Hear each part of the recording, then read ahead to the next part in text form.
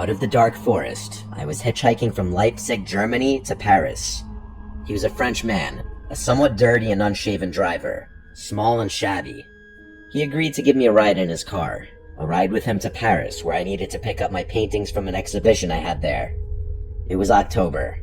I was 29 years old, and he seemed about the same age. He spoke broken English. I spoke no French at all. I really didn't have a clue who this guy was. The day was mild, sunny, and blue. It was a warm and comfortable French day, a great day to hitchhike. It was around 4:30 p.m. when I met him at a gas station somewhere in France. I hopped into his little old car, happy to have scored a ride. We drove off to Paris on the main highway. After some small talk, mainly about where I'm from, he reached over my lap and opened the glove compartment. He pulled out what looked like a bunch of passports. They were passports. He handed me all four. The first pretty girl was his girlfriend who died falling off the back of his motorcycle, he said. The second, his girlfriend who died in a car crash, he told me. The third girlfriend died from a brain tumor, and the fourth fell off of a horse.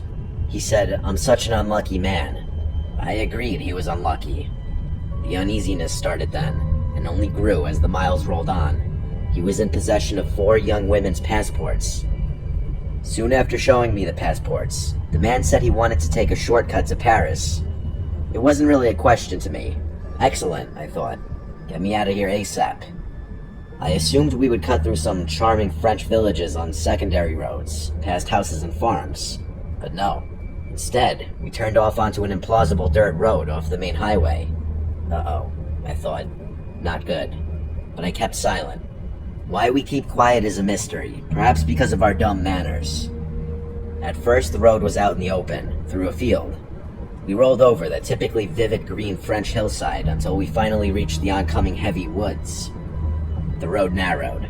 It grew instantly darker as we entered the forest road and drove in. The interior of the forest was creepy. The woods looked like the perfect place to hide something. I still found the woods beautiful. Beautiful and dreadful. It was at this point that my French driver shouted in broken English, "I don't want to speak English anymore."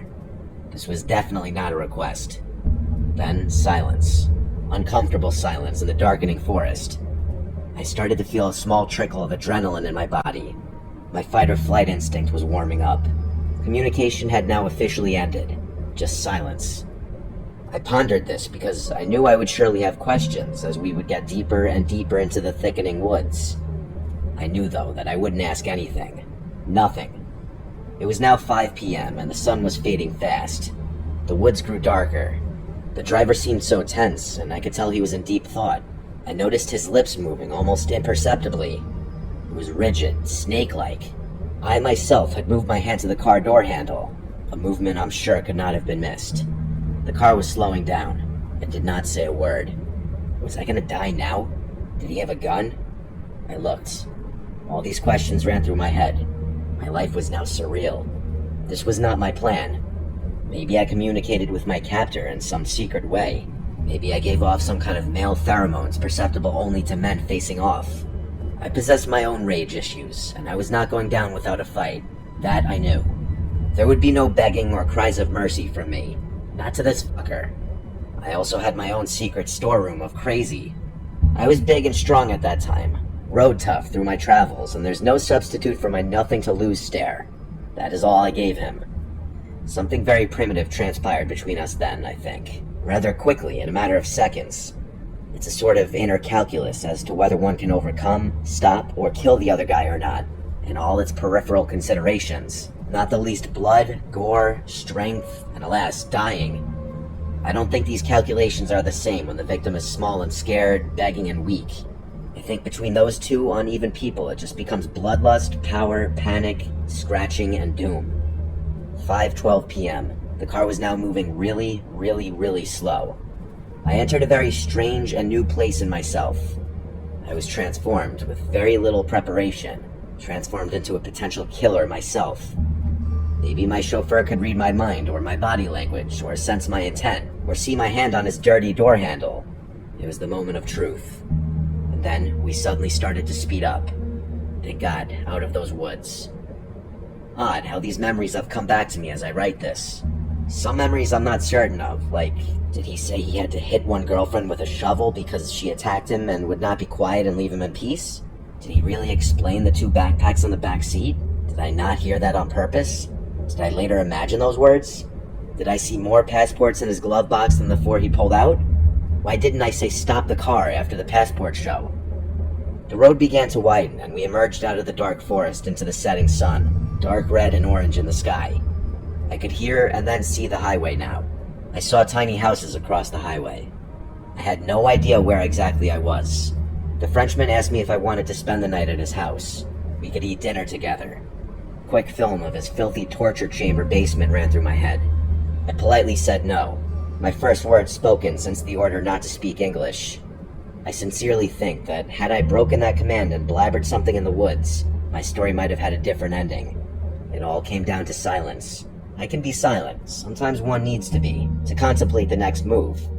Maybe one of the faces in the passports may not have been able to spring over her nature and started to talk or beg with fear.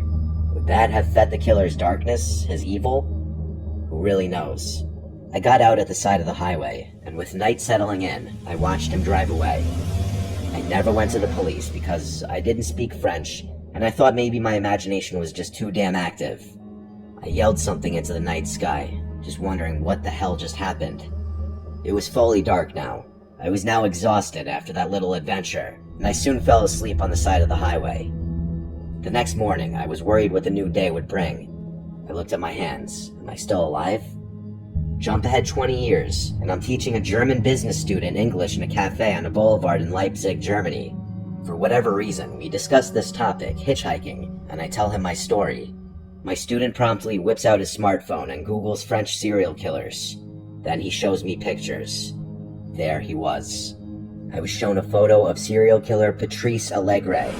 It was him all those years ago, me and him on that strange ride. I had never forgotten his face. At that time, 1990, there was a reported serial killer leaving bodies of girls on the French roadsides and highways. He was in the midst of his killing hobby back then. I had heard about a killer on the loose. My French girlfriend told me to be careful hitchhiking back then. I've often wondered if the murdered women and other men may have been buried in those woods we passed through slowly. I now wish I had gone to the police, and have since subsequently tried. He's in jail, they're not interested. Maybe I could have helped stop more murders back then. That's heavy on my soul, and since then, I felt the dark light in my body. Maybe the souls of the girls escaped with me, desperate to get out of the forest.